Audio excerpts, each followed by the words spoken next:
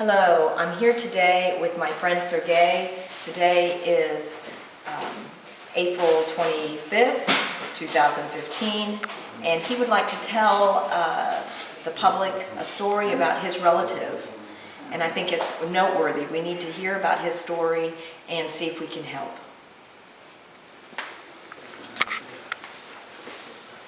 Sergey, please tell us about your relative. Расскажите нам, пожалуйста, о вашем родственнике, кто он.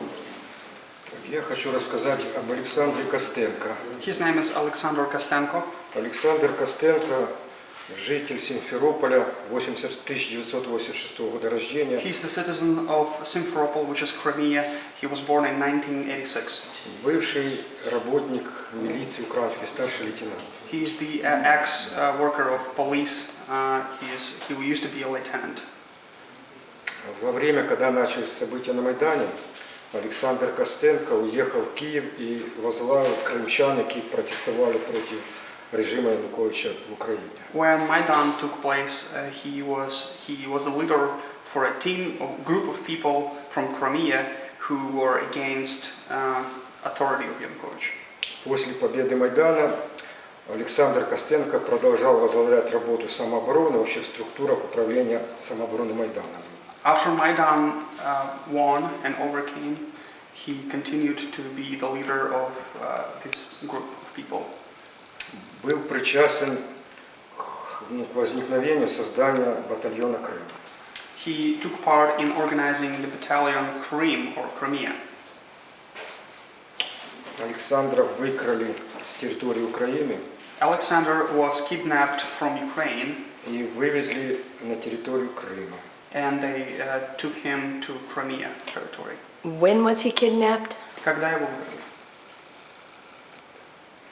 Суд уже, сейчас я так точно не скажу, март, в конце февраля. It was the end of February 2014.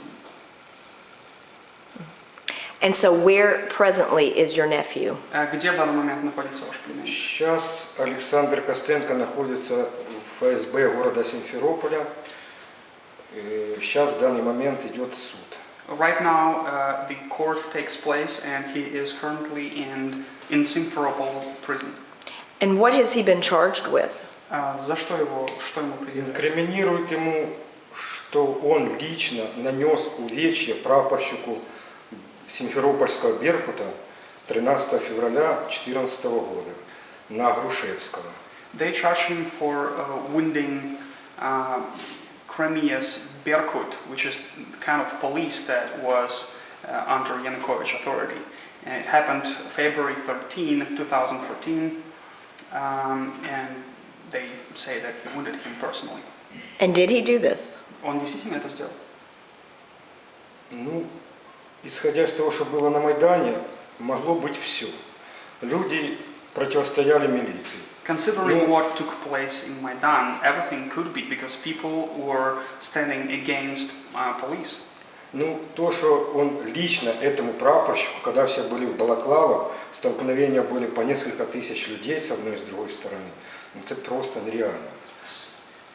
So it's hard to say whether he could wound him personally when about thousands people would fight against each other. So your nephew's been in prison for approximately 14 months. То есть примерно можно сказать, что ваш племянник задержан уже на протяжении 14 месяцев. Не, его задержали No, it was actually not 2015. It was 2015. It was 2015. Okay, for clarification, good.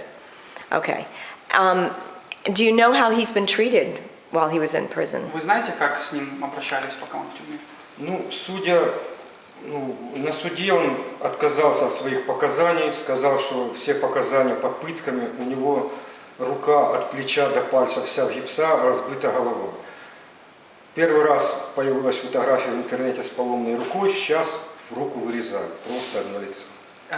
His head is very wounded. His arm from shoulder to fingers was broken. So first we could see the picture of him with his arm. Now they don't even show his arm, and it's only his face, even if they show.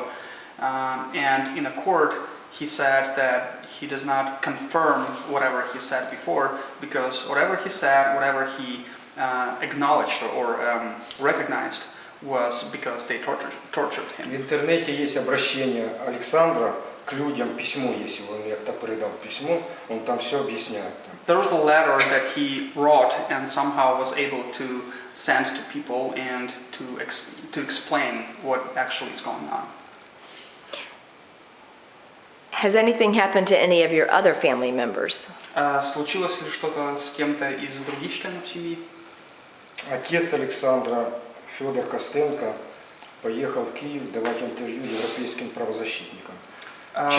Fyodor Kostanko, who is father, Alexander's father, he went to Kiev to tell them what happened to European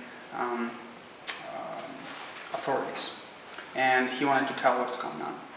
4 марта он въехал в Крым, позвонил меньшему сыну Евгению, что он уехал в Крым, и с тех пор нету ни его, ни связи с ним. As he on his way back to Crimea, March 4th, he was going back and he called his younger son Evgeny to tell that he entered Crimea, but since then nobody knows where he is. He just disappeared.